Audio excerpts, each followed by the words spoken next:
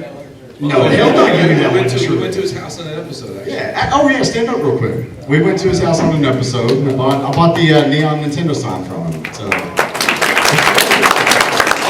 Speaking of guests, it's been on the episode. We got 7th level back there. Oh, 7th level. We went to his house too. Well, you just heard his beer.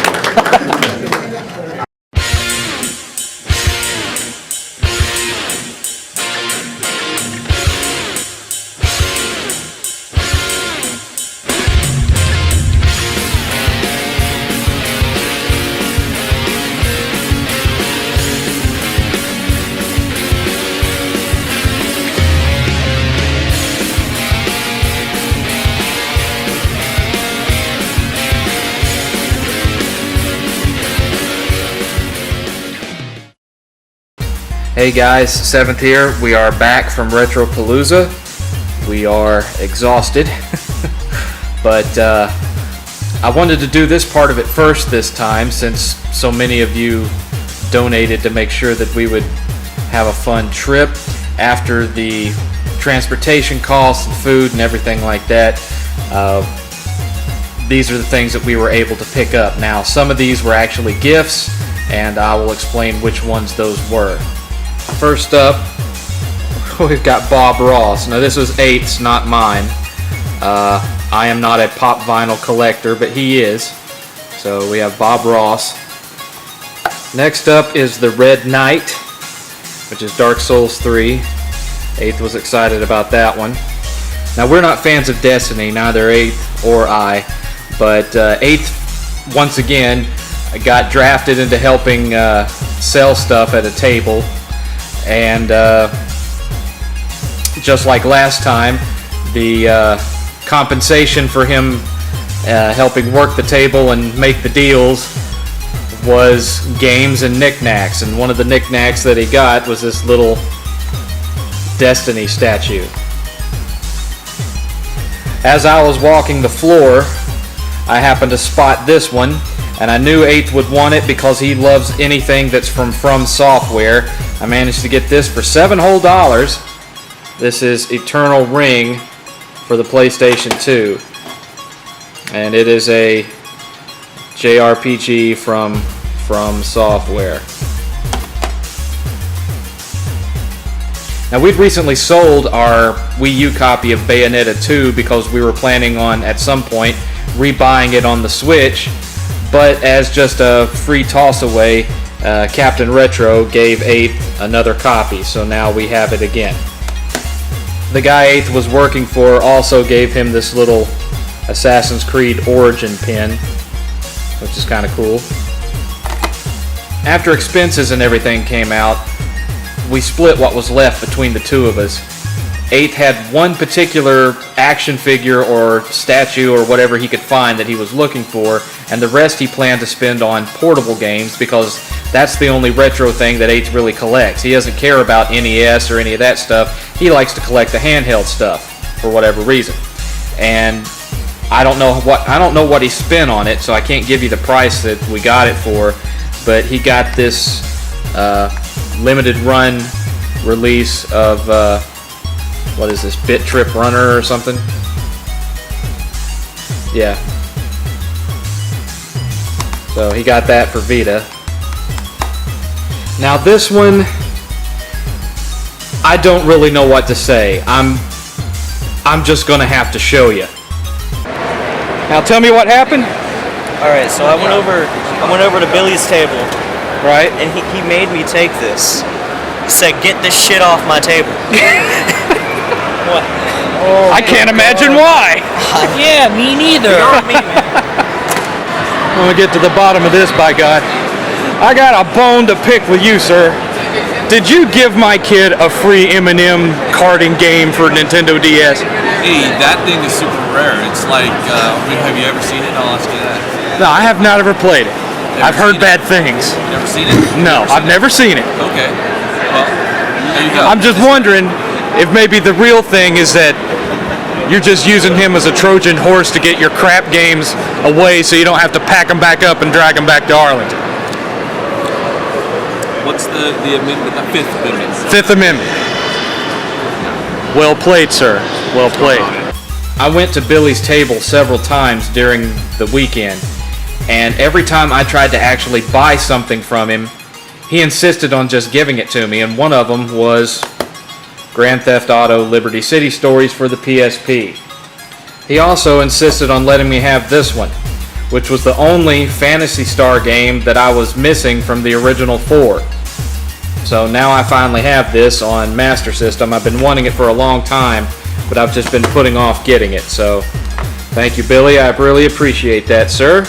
I'm not entirely sure why, because I wasn't there for the conversation, but for whatever reason, Captain Retro gave us 2 empty custom boxes for games that I don't have, which was Zombies Ate My Neighbor on Super Nintendo. I have the Genesis version, and G.I. Joe from Taxon for NES. I don't own either one of these, so I'm not sure why he gave us these, but he did, so thanks, Kevin.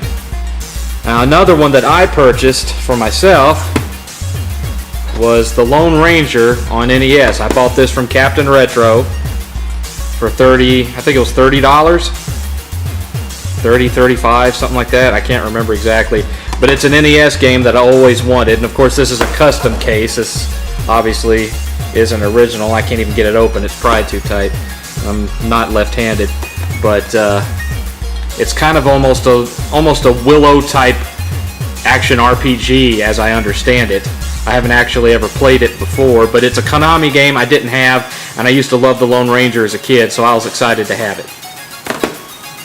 This is another one that 8th got for all of his hard work at the booth. This was a PSP dual pack that included Secret Agent Clank and Daxter for the PSP. Here's another PSP game that 8th made off with, Pixel Junk Monsters Deluxe. And again, I was not with 8th when he bought all this, so I'm not sure what he spent on each individual title. These are just the ones that he had in his bag when I ran into him the next time on the floor. Here's another PSP game, Manhunter 2. And another PSP game, Mega Man Maverick Hunter X. Now the case is cracked, and he didn't actually purchase this one. This was one of the ones that he got for free for working at the booth. So was this one. These were both freebies that he got for working the booth. And another PSP game, Silent Hill, Shattered Memories. And another PSP game, Thrillville. 8th has a fascination with roller coaster simulators and builders and such, so he likes this kind of thing. And another PSP game, Dungeon Maker Hunting Ground. It says $10 on it, but 8th actually whittled the guy down on it some.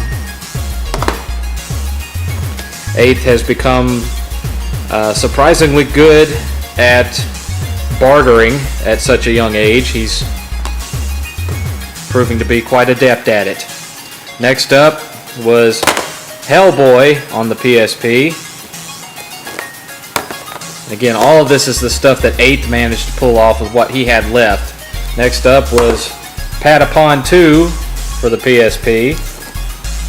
Sealed. Next up was Sid Meier's Pirates for the PSP. And then after that, Lumens, which of course was a launch title for the PSP. And then finally, Half Minute Hero for the PSP. And again, I don't know what he paid for it, but he was excited to have it, so there it is. And then the last thing that 8th got was this beast.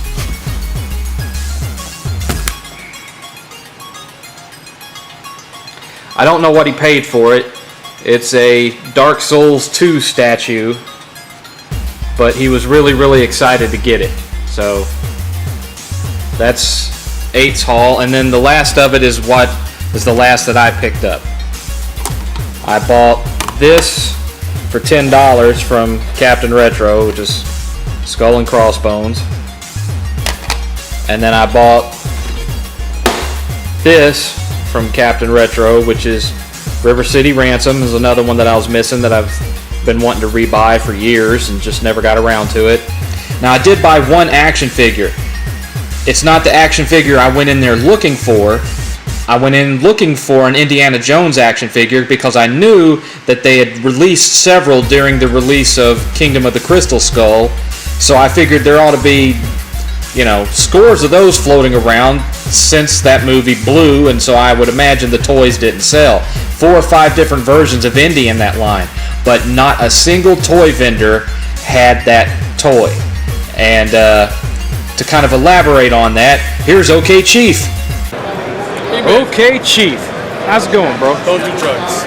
Don't do drugs. That's my message. Dude, I've searched this whole floor from stem to stern. Nobody had that Indiana Jones I was looking for. Really? No one. No, it's a hard piece. Well, they had that whole new line they did when Crystal Skull came out. Right. They had like 4 different versions You of can Indy. find that all day. Yeah. But the older stuff. Like from Kenner and whatnot? Yes, dude, like the Temple of Doom stuff. You're looking at. I think the figures themselves, like Indiana Jones, go for like $250. The play sets where he mounts the staff. Right. That play set's like $500. Jesus. Yeah, it's out of anyone's real range unless they're a hardcore true collector. You're not really going for that line. It's expensive as all hell. Well, at this point, I'd be happy with one of the Crystal Skull ones, but no one even had any of those. Really? Yeah, nobody. That's because it's newer. Right. You think that would be around more? Maybe they just didn't sell too well because the movie was shit. Right, you know? correct. But anything Indiana, it's really hard to find, man. And if you got it, stick with it. But at any rate, I was not able to score an Indiana Jones figure, but I did score this one. Beetlejuice. I was excited to have Beetlejuice. I did not pay, it was marked $45, but I did not pay that much. But I was excited to have him.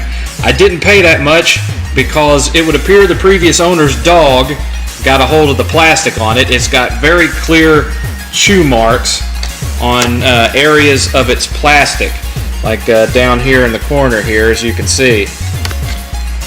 But I didn't really care about that much. No one's really going to notice that when it's hung up on my wall. So, yeah. Beetlejuice. And then finally, my piece de resistance. The reason why I don't have as much of a haul as 8th is because I spent the majority of it on one thing that I was missing and that I've been looking for a while, and that is Mega Man 5. I didn't end up buying it from Kevin. I had intended to buy it from Kevin, aka Captain Retro, but then I got it in my head that I had read on his Twitter feed that he had sold it to somebody else. So I didn't think he had it, and I ended up wheeling and dealing with another vendor on the floor and getting it from them. But this completes my Mega Man collection on the NES. So I was very happy to get this, and I didn't mind the fact that this took up the majority of the money that I had left. I was very excited to get this one. So that's everything that we bought. I forgot one more thing. True to his word, Jay got with Kingsley, who has become a friend of mine as well through meeting the Game Chasers, and got me a Sony Trinitron TV for my game room. This was awesome because I've got some consoles that I simply cannot hook up to a modern TV, and so now I'll be able to play them in my game room. All I have to do is just go out and find me a good TV stand for it, and I'm all set. So thanks Kingsley, and thanks Jay for this too. So there's Houston, and here's why we're not there yet. Welcome to Texas, motherfuckers. So we were on our way, and good God, the traffic. We ran late starting right out of the gate because of a wreck right on 183 before we even got out of Austin, and that put us about 30 minutes behind. And so we finally pull into Houston, and the traffic was stop and go again because of wrecks, and due to some real malfeasance on the part of a particular hotel who I shall not name, they ended up having to move to a different hotel, and that hotel for the convention ended up being 40 minutes away from the convention center, which it was the convention center that's right next to the Houston Astrodome. And it was 40-minute drive to the hotel, 40-minute drive back the whole time we were there. And so our first day was spent just helping to set up, putting up the tablecloths, putting up the curtains that separated the tables, setting up all the TVs for the contests and for just the retro game play, and any other odds and ends that Jay wanted us to do. Jay is the boss, Jay is the taskmaster, what he says goes, and we just do our best to make sure it happened. And that was me and 8th, and we didn't get out of there till around 10 o'clock that night. Now this is George, known as G to the next level. We didn't get to see all of his panel. We got to see some of it. Really cool guy. Used to be the co-host of the My Retro Life series on iRetro Gamer with Tyler. Really sweet dude, and I was glad to see him there. It was fun. Okay, everybody stand up, take your dicks out. Okay.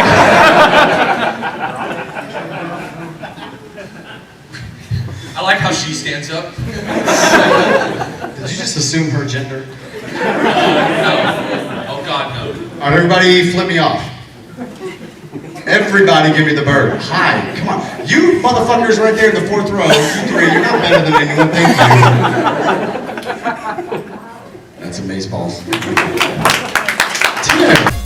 Now, clearly, I don't even know who the hell these 4 chodes are. They just walked in like they owned the place, sat down, and started talking pure shit. Now, being a conscious and upright individual, I immediately contacted the authorities, but before security had a chance to come in and make that arrest, they hightailed it out of there like thieves in the night. This kind of shit just has to stop, okay? This is the 3rd fucking convention I've been to since I moved to Texas, and they've showed up at every single fucking one of them and have just ruined the whole experience. For the love of God, if you recognize these guys, call somebody. I don't know who, but somebody. All kidding aside, it seemed like this was a much bigger event than the one they had in Houston a year before. Maybe it was just because we were in a much bigger venue, I don't know, but it just seemed like there was a lot more to look at. When we were on downtime and weren't doing anything else, we tended to gravitate between the guest area and Captain Retro's booth, which here he is explaining to me the wonders of his fascinatingly high-tech homemade Steadicam unit that he has his camera bolted onto, and as you can see, he is going to demonstrate how it works. It's very, very complicated skill, takes a lot of training. You just wave the camera around, and it costs about $20 to make. So if any of you out there need a homemade Steadicam, then by all means contact Captain Retro, and he will hook you up with that shit. Yes, indeed. Next up, we had my buddy Jordan Fringe and his friend Alex C&D. Alex runs a really popular Nintendo/Pokemon channel. Jordan is currently covering everything and anything Spyro, but he also covers a lot of just general retro stuff, including toys and TV shows and old movies and what have you. Really entertaining channel. I have a lot of fun with him, and we had a lot of fun conversations with him. Me and 8th sat at one point for about 3 hours just talking movies and shit, and YouTube in general. It was really fun. We had a lot of fun with Jordan this trip. Now here is Captain Retro's booth. He brought his WrestleMania pinball machine with him. That was a lot of fun, but it also attracted some curious individuals. This is the area that was being run by Freaks and Geeks, which is a fantastic retro gaming store here in Texas. And this was where they were having their tournaments, and just a good place to sit down and have some fun playing some old school retro games. All of that set up by 16-Bit Pete. We have some more games that I was looking at. This was the Freaks and Geeks booth. That's Alec, the guy that runs Freaks and Geeks. And as you can see, they had plenty of stuff to look at, and Well, there's Tyler from iRetro Gamer hanging out. You'll see him again in the video, but he was checking out some rare and interesting portable titles there, along with some TurboGrafx-16 stuff that you don't see every day. Nice, good collection or selection of stuff to pick from. This is actually where I bought that Beetlejuice action figure. You've got some Famicom here. You've got some PS3. You got some Vita. Got some PlayStation 1, some DS. Just some interesting stuff to pick from. This is actually where the Beetlejuice figure was sitting, right over to the left a little bit, where that Mars Attacks action figure is sitting. That's where it was. They also had a copy of Shinobi that I wanted to buy for PS2 that was only $7, but I didn't get back in time and somebody else snatched it up. Here's one of the art booths. There were several art booths there, some that were much better than others. This was one of the really good ones. He had some interesting art. And there's George again, and he had a pristine, minty TurboGrafx-16 with the CD add-on. He was asking $400 for it, and good God, did I want that thing, but I just didn't have the $400. Here's a view from the other side of the hall, and as you can see, there's a Deadpool walking around. Lots of cosplaying going on. In fact, here 8-Bit Eric comes up and asks me to take a picture of him with King Kong and Godzilla. So of course I did, because I'm that nice, friendly type of friend that's going to put everything aside to help a buddy out when in need. I hand it back and I say hello to Godzilla and King Kong there. Here's Alex C&D, brought his skateboard with him. He's showing off his kick-ass skateboarding skills. Of course, Billy is witnessing all of this, and in the name of one-upmanship, he has to try it himself, having never stepped on a skateboard in his life, it would appear. And you're about to see the end results of these shenanigans. Enjoy.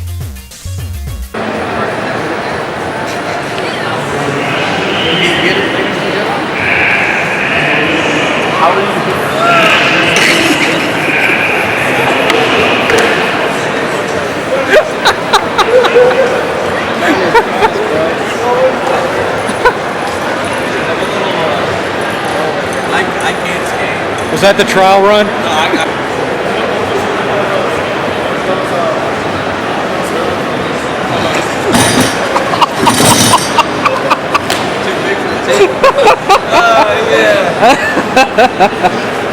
just need to get to go faster. There you go.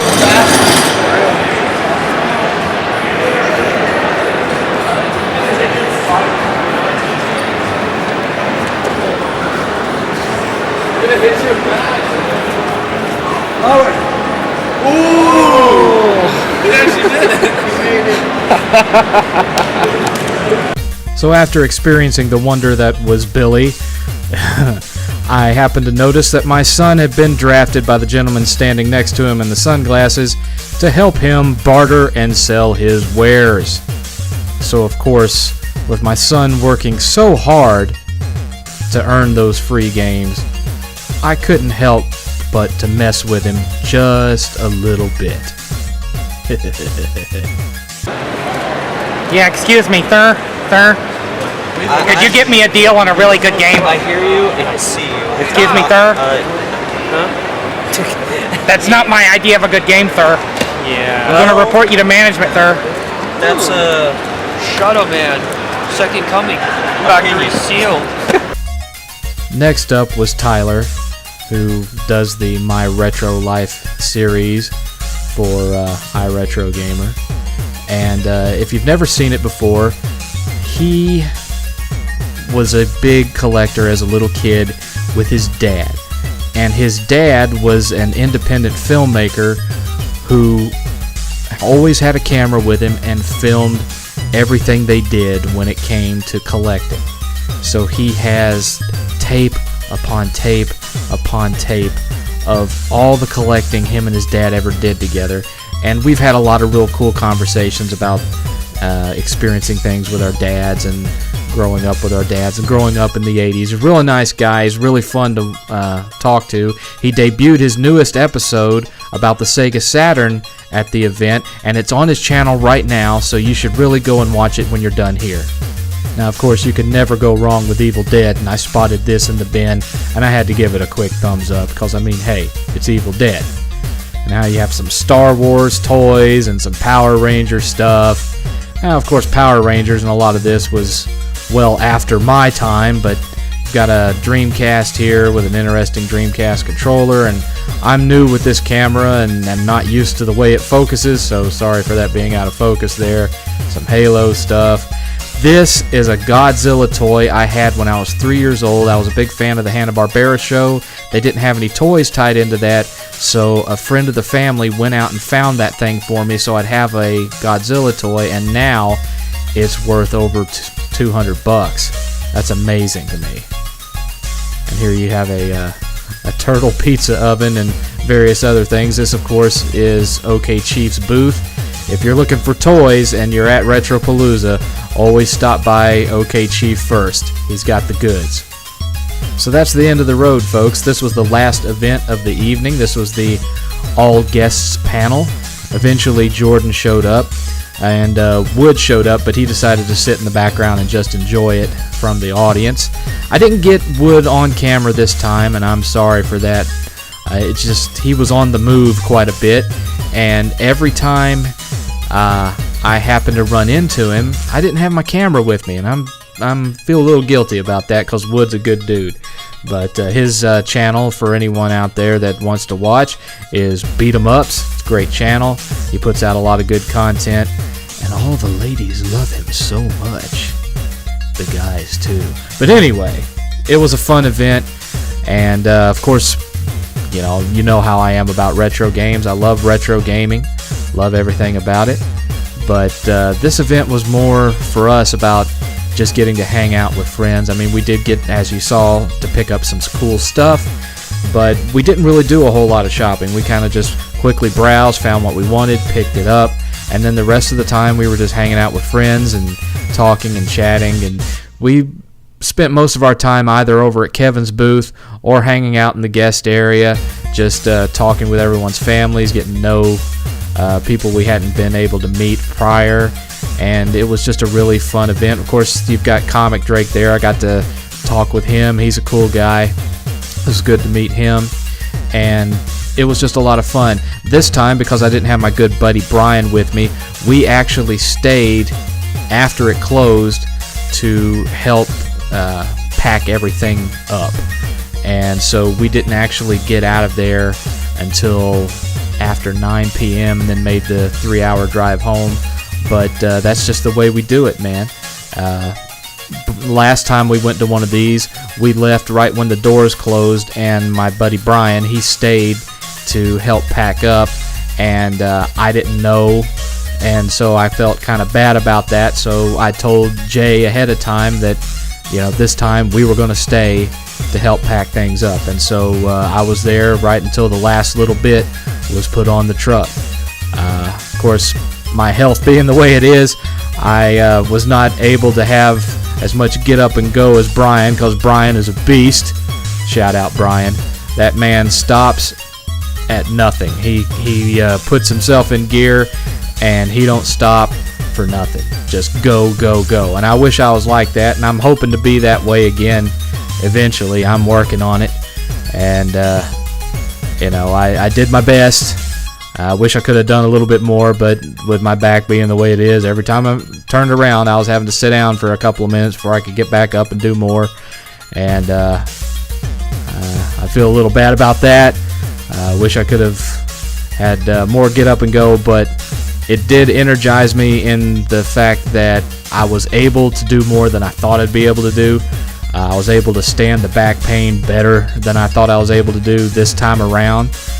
So I can definitely tell an improvement, which even that I owe to Billy and Jay, because they were the ones that talked me into doing the keto diet, and everyone commented on how much weight 8th had lost since the last time they saw him. Every time we turned around, somebody was walking up to 8th and complimenting him on how fit he looked.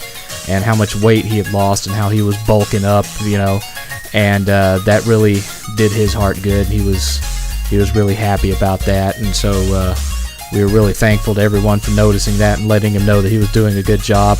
My weight loss is not visible because of the fact that when the guys first met me in April, I was in the shape I am now, and I actually gained 30 pounds between when they saw me in April and when they saw me again in October. And so then they saw me again in January, and right around in there, when they came to my house, and right around in there was when I decided to take up their advice and go on keto, and it's also when I got confirmed that I was type 2 diabetic. And so I've lost 34 pounds, but that just put me back down to how much I weighed when they first met me. So when they look at me, they can't see any difference, and